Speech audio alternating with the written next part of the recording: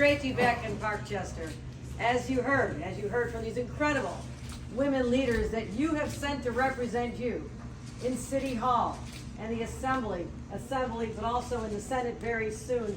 This is the dynamite team that I'm looking forward to continue working with to deliver for this community.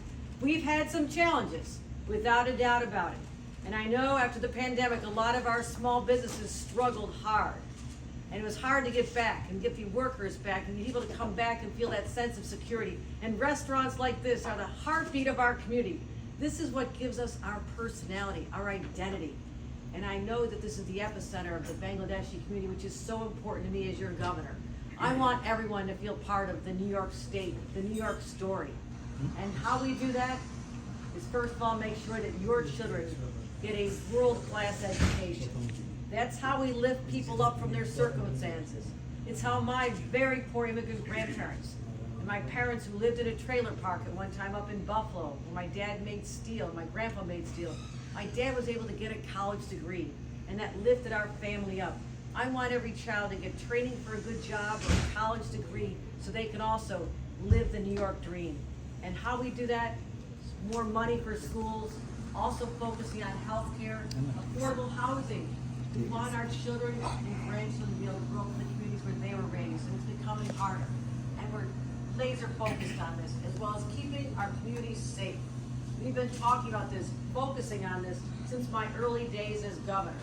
Changing laws in Albany, making sure there's money for our law enforcement on the streets, getting guns out of the hands of criminals.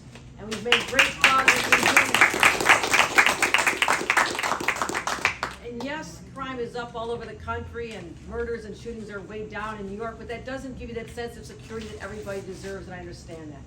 So I'm committed as your governor with the support of this community. And there's nothing like the Democratic turnout in the Bronx. I think it's #1 in the nation for turning out Democrats, and it all starts here in this community. So you'll be the bellwether. You march to the polls, early voting, and on election day, take your family and friends. This is where we send the message across the nation that Democratic leaders will win, we're victorious, because we're out there fighting for all of you. I thank you for your support.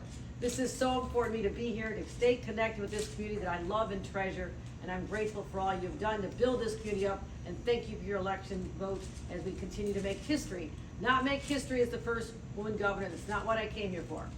I came here to make a difference, and I'll make a difference with all of you at my side. Thank you very much. Now I am going to introduce my Bronx community leaders.